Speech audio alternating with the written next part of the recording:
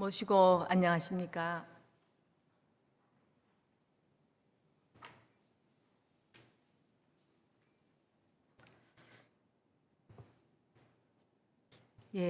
날씨가 요즘 많이 좀 지내기 힘듭니다. 지금이 지구 관측 사상 가장 더운 날씨랍니다. 지구가 온통 열기로 달아오르고 있고 우리나라도 시시각각 폭염주의보 또 폭우주의보가 발표되고 있습니다. 요즘 날씨가 무더워서 입맛도 없고 잠도 설치고 쉽게 지치지만 식사 꼭꼭 잘 챙겨 드시고 항상 건강하시기를 기원합니다. 해월 신사께서는 만사를 안다는 것은 밥 한 그릇을 먹는 이치를 아는 데 있다라고 하셨습니다. 요즘 그 말씀이 새삼스럽게 크게 다가와 우리 교인들과 함께 그 의미를 깊이 생각해 보고자 하는 마음으로 설교 제목을 만사지 식일환으로 정해 보았습니다. 만사를 안다는 것은 밥 한 그릇을 먹는 이치를 아는 데 있다. 이 말씀은 비단 우리 천도교인뿐만 아니라 이 시대를 살아가는 우리 모두에게 삶의 의미와 가치, 나아가 생명의 실상에 대해서 많은 것을 생각하고 느끼게 해줍니다. 조금만 깊이 생각하면 우리가 결코 혼자의 힘으로 살아가는 것이 아니라 눈에 보이고 보이지 않는 수많은 생명체들과 서로 주고받으며 함께 살아가고 있다는 사실을 확인하게 됩니다. 또 인간의 삶이 인류 사회에 국한된 것이 아니라 자연을 비롯하여 온 우주와 하나로 연결되어 있으며 온 우주 생명, 우주 정신 속에서 자기 생명을 유지하며 살아가고 있음을 새삼 깨닫게 됩니다. 그러나 대부분 날마다 먹고 마시고 일하면서 살아가지만 그 이치를 생각하는 사람이 드물고 아는 사람이 적습니다. 특히 물질적이고 감각적인 생활에 젖어 있는 오늘날의 현대인들에게는 사물의 이치와 근본을 생각한다는 것이 결코 쉬운 일이 아닙니다. 더욱 우주 만물 속에 깃든 생명을 느끼고 서로 교감할 수 있는 사람은 극히 드뭅니다. 모두 바쁘게 열심히 살아가고 있지만 자신을 돌아보지 못하고 주위도 살피지 못하며 가장 평범한 진리마저 망각한 채 무조건 바쁘게 열심히 사는 것만이 능사는 아니라고 봅니다.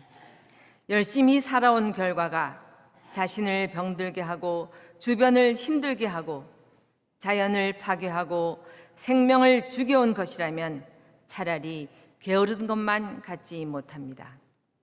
이제는 자신을 돌아봐야 할 때입니다. 그리고 주변을 살펴보아야 할 때입니다.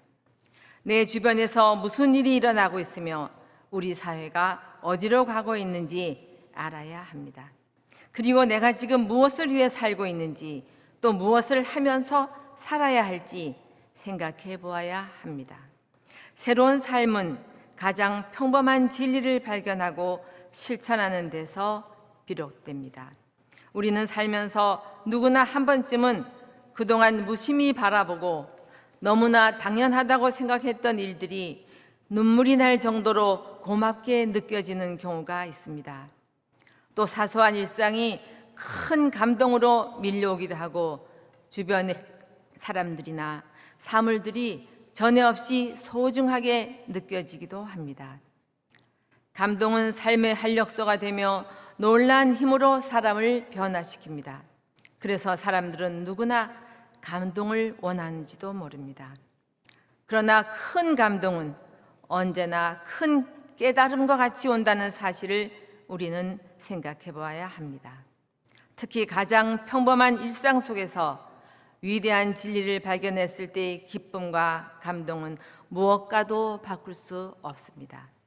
그래서 해월 신사님의 만사지 식일환에 대해 다 함께 생각해 보고자 합니다. 스승님께서 만사를 안다는 것은 밥 한 그릇을 먹는 이치에 달렸다. 이치를 아는 데 달렸다. 밥 한 그릇 속에 진리가 모두 들어있다고 하셨으니 도를 통하기 위하여 깊은 산속이나 굳이 조용한 곳을 찾아 멀리 떠나지 않아도 됩니다. 다만 밥 한 그릇을 어떤 마음으로 먹으며 밥을 먹고 어떤 행동을 하며 밥값을 하는지에 달려 있다고 하겠습니다. 또한 매일 밥을 짓고 밥상을 차리며 살림을 하시는 우리 어머니들이 누구보다 먼저 그 이치를 깨달을 수 있다는 생각이 듭니다. 사실 식구들을 먹이기 위해 매일 밥을 지어 밥상을 차리는 일이 결코 쉬운 일이 아닙니다. 살림살이는 가족의 건강과 생명을 돌보고 지키는 일이기에 그냥 대충 아무렇게나 할 수가 없습니다. 조금만 소홀해도 표시가 나고 땀 흘리고 수고해야 안정적으로 집안이 돌아갑니다. 과거에는 집에서 살림을 하며 지낸다고 하면 능력 없는 여자로 본 적도 있었습니다. 그러나 요즘은 살림을 제대로 한다는 의미는 생명을 돌보고 키우는 위대하고 거룩한 의미로 받아들이고 있습니다. 그리고 그 일은 무엇보다 가치 있는 일이며 살림에 있어서는 이제 남녀를 따지지 않는 세상이 되었습니다. 지방교구에 가면 대부분 시일식 후 점심을 교구에서 드시는 경우가 많습니다.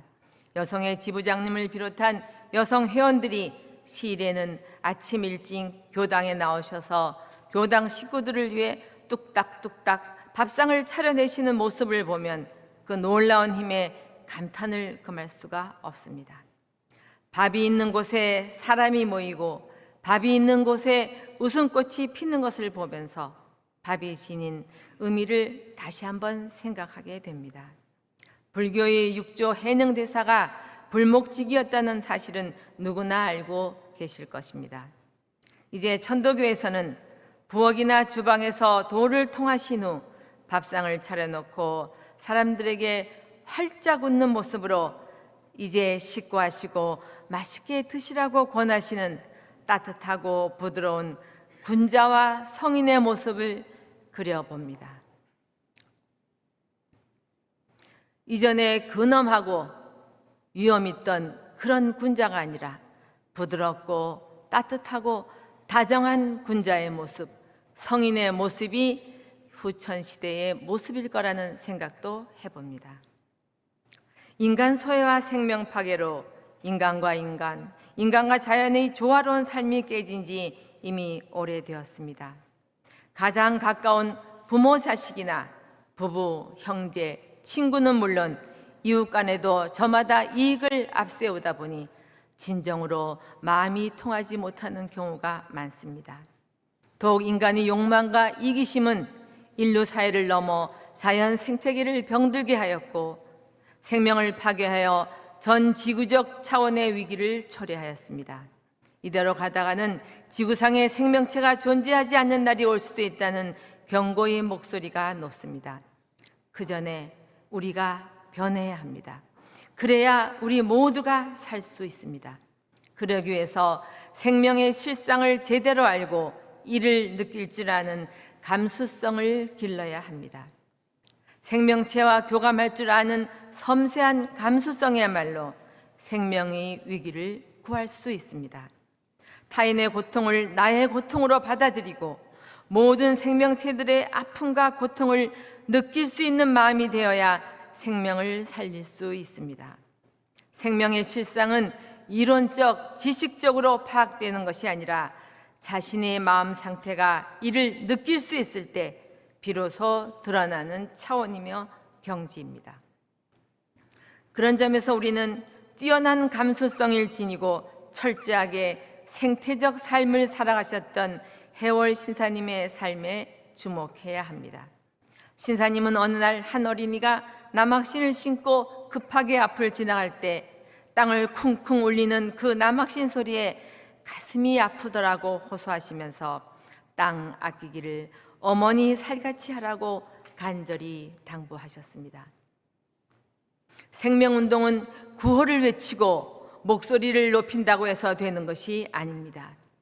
이처럼 자신의 몸과 마음으로 고스란히 느끼고 깨달았을 때 비로소 가능합니다. 생태적 인식을 넘어 생태적 삶을 살아가셨던 신사님의 경지를 우리가 비록 다 알 수는 없지만 내 몸과 땅이 결코 둘이 아님을 온몸으로 보여주셨습니다. 오늘날 우리 사회는 천도교의 생명사상에 주목하고 있으며 특히 생활 속의 도를 강조하셨던 신사님의 가르침에 비상한 관심을 보이고 있습니다. 해월 신사님은 일용 행사가 도 아님이 없다고 하여 고온하게만 느껴지던 도를 우리의 생활 속으로 끌어들이셨습니다. 그리고 생활을 통해서 가르치고 실천을 통해서 뿌리를 굳건히 내리게 하셨습니다. 도통이 이론이나 지식에 달려있는 것이 아니라 우리가 매일 먹고 마시고 자고 일어나고 말하고 웃고 일하는 모든 것 속에서 그 이치를 아는 데 있다고 하신 것입니다.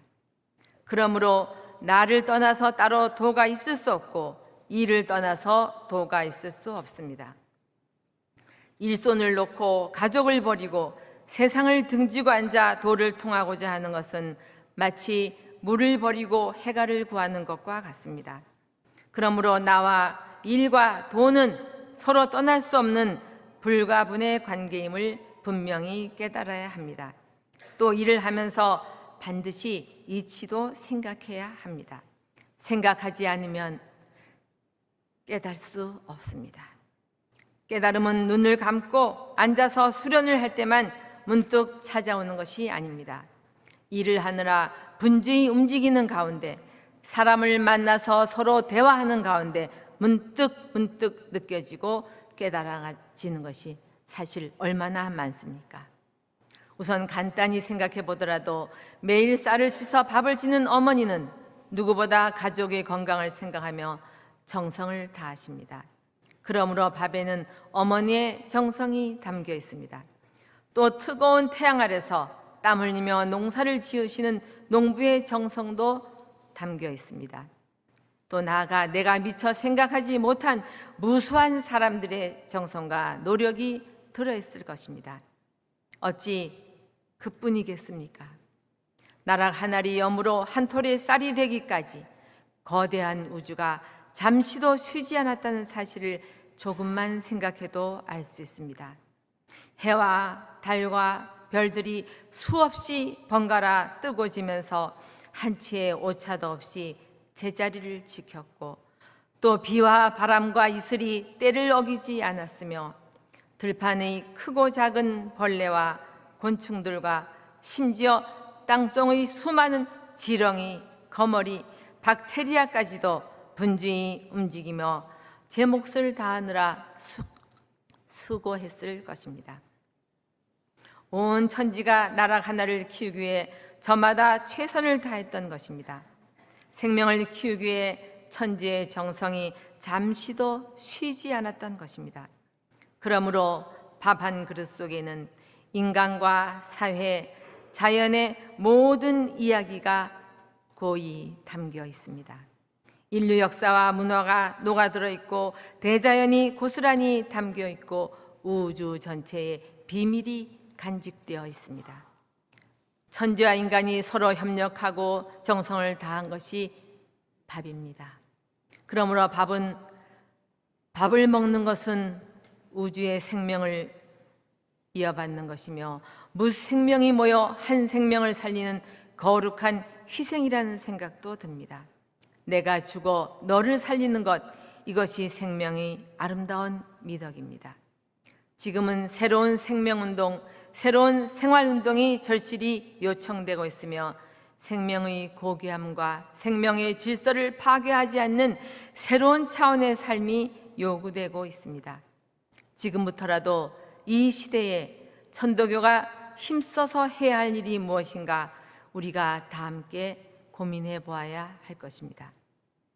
그리고 저마다 느끼는 삶의 무게가 다르듯이 밥 한 그릇을 놓고 생각하는 것도 밥그릇 수만큼 될 것 같습니다.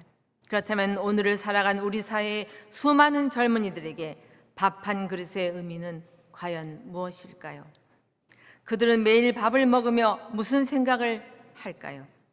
우리는 밥 한 그릇을 통해 과연 어디까지 생각해 볼 수 있을까요? 한솥밥을 먹고 지낸 사이, 또 식구라는 말은 우리 사회에서 누구보다 가깝다고 생각할 때 주로 쓰는 말입니다. 한솥밥을 먹는 관계, 즉 밥상 공동체야말로 일을 함께하고 정을 깊이 나누는 생명의 끈으로 끈끈하게 연결된 관계입니다. 그런데 요즘 우리 사회는 밥상 공동체가 붕괴되고 있습니다. 가족이 같이 앉아서 밥을 먹을 수가 없도록 우리 사회가 크게 변한 것입니다. 생활도 각각이고 밥도 가족보다는 오히려 남과 더 많이 같이 먹어야 하는 세상이 되었습니다. 그리고 혼밥도 점점 늘고 있습니다. 밥을 먹는 것은 예나 지금이나 결코 단순한 일이 아닙니다.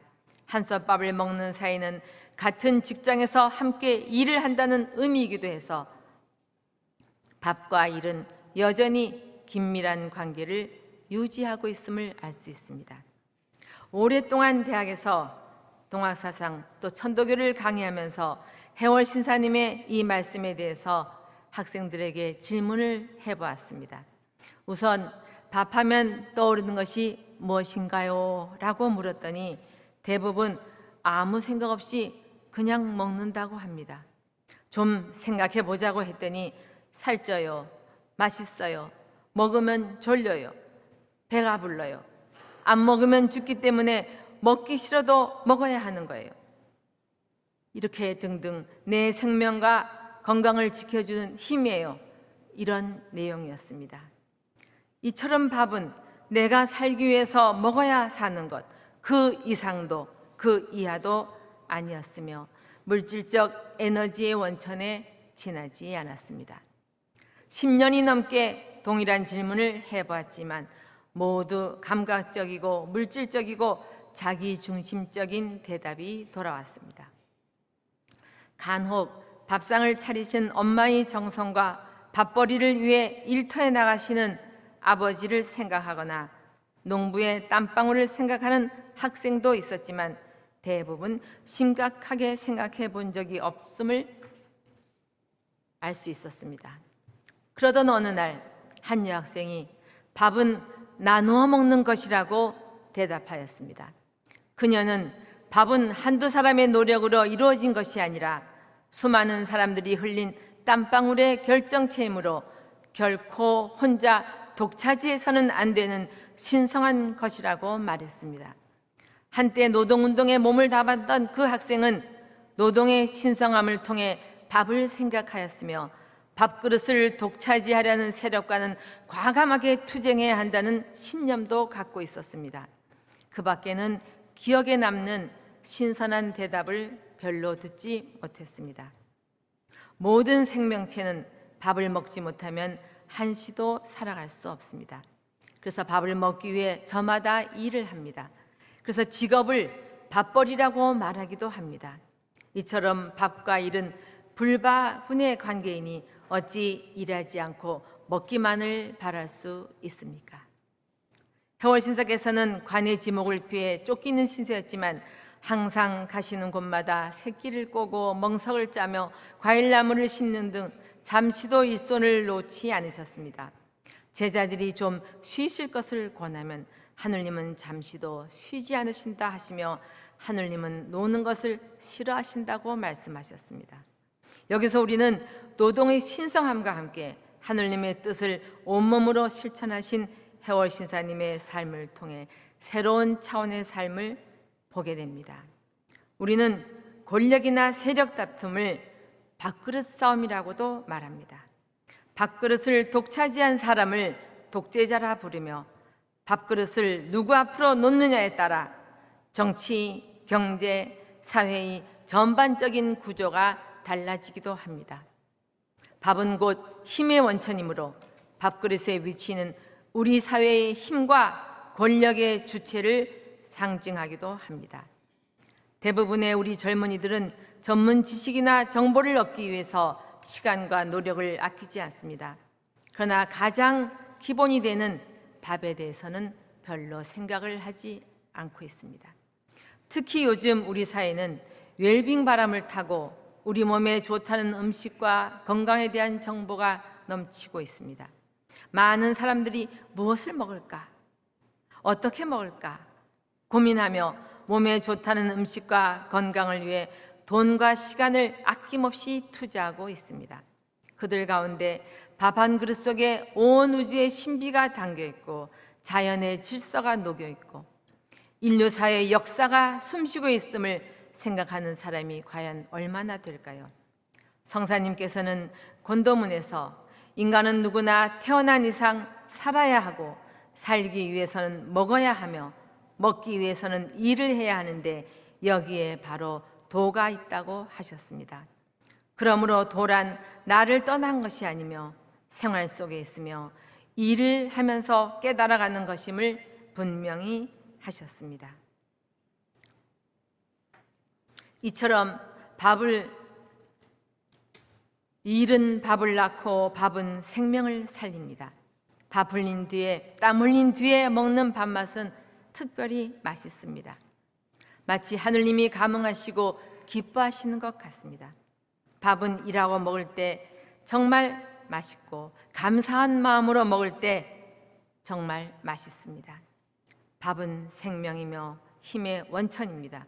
그러므로 혼자 먹으면 내 몸을 살리고 같이 먹으면 서로를 살리고 여럿이 함께 나누어 먹었을 때 세상을 살릴 수 있습니다. 누구나 매일 밥을 먹고 살지만 한 그릇의 밥이 내 앞에 오기까지의 과정을 생각해 보는 사람은 별로 없습니다. 대부분 아무 생각 없이 밥을 먹거나 모두 자기가 수고한 덕분으로 먹는 줄 알고 있습니다. 간혹 한 그릇의 밥을 위해 여러 사람이 수고했다는 것을 아는 사람은 감사한 생각을 하고 먹기도 합니다. 대부분의 종교인들은 신께 감사 기도를 한 후 밥을 먹습니다. 모든 것이 신이 주셨다고 믿기 때문입니다. 그러나 천도교인들은 여기에 그치지 않고 밥을 대하면 우선 먹기 전에 감흥 식고를 합니다. 그리고 다 먹은 후에는 감사 식고를 합니다. 천도교의 식고는 바로 반포의 이치요 음덕을 갚는 도리입니다. 그래서 스승님께서는 음식을 대하면 반드시 천지에 구하여 그 은덕을 잊지 않는 것이 근본이 된다고 하셨습니다. 해월신사께서는 천지는 부모요 부모는 곧 천지니 천지 부모는 일체라고 하셨으며 젖이란 것은 사람의 몸에서 나는 곡식이요 곡식이란 것은 천지의 젖이라고 하셨습니다. 그러므로 단순히 감사한 마음만 갖고 있는 것과는 차원이 다릅니다. 또 기성종교에서는 밥그릇의 위치에 따라 식사가 되기도 하고 제사가 되기도 합니다. 살아있는 사람 앞에 바치면 식사요 돌아가신 분 앞에 바치면 제사가 됩니다. 그러나 해월신사께서는 인류 역사상 대문명의 전환에 해당하는 향화서리법을 통해서 그 의미를 밝혀주셨습니다. 향화서리법에 의하면 하느님도 조상님도 모두 나를 떠나 저 편에 계신 것이 아니라 지금 여기 살아있는 나를 통해서 작용하시고 나를 통해서 먹으며 나를 통해서 뜻을 이뤄 가시는 존재임을 분명히 하셨습니다. 그렇습니다.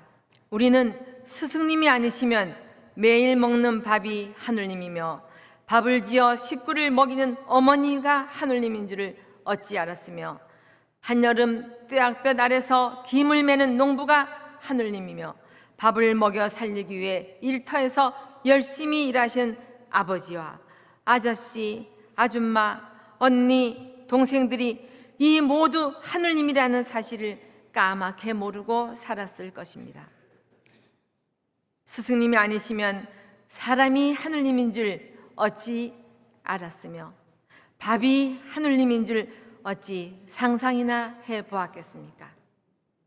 신사님을 생각해 보면 신사님은 학문을 연마하신 분이 아닙니다. 그러나 독실한 수련으로 천지 만물을 이루어 놓고 천지 만물 속에서 작용하시는 하느님을 깨달아 천지가 곧 부모인 이치를 밝히시고 효도로서 복량하는 도를 가르치셨던 것입니다. 해월신사님의 법설, 삼경, 이천시천, 천지부모, 신무천 등은 오늘날 생명운동의 실천 지침으로 비상한 관심을 모으고 있습니다. 또 내칭, 내수도문, 부인수도 등의 법설은 새로운 문명의 주역으로서의 여성의 의미와 여성 교육의 중요성을 깨닫게 해주셨습니다. 오래전 일본 교토 포럼에 참석해서 해월 신사님의 사상과 실천적 삶에 대한 발표를 하면서 내칭, 내수도문에 담겨있는 여성의 의미와 삶에 대해서, 그리고 여성운동은 생명운동이라는 발표를 한 적이 있었습니다. 천도교의 태교는 포태를 담은 혈통을 계승하는 데 그치지 않고 하느님의 강림으로 보았다고 말했습니다. 그리고 태교가 바로 하느님을 모시고 하느님을 복양하는 도를 실천하는 양천주라는 말씀을 드렸는데요. 당시 세계적인 페미니스트인 동경대학의 어떤 여자 교수는 놀라움과 함께 눈물을 글썽이기도 하였습니다. 내칙은 태교에 관한 것으로 생명을 잉태하고 나아서 기르는 여성들에게 간곡하게 당부하신 내용인데, 오늘날 서구식 교육을 받은 여성들이 얼마나 깊이 이해하고 애써 실천할지는 의문입니다.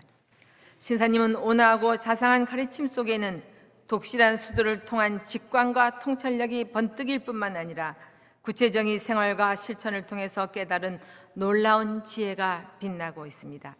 이제 우리는 어디로 눈을 돌리고 무엇에 힘써야 할지 깊이 생각해 보아야 합니다. 지금까지 해월 신사님의 만사지 시기란을 우리 시대가 안고 있는 당면 문제들을 통해서 살펴보았습니다.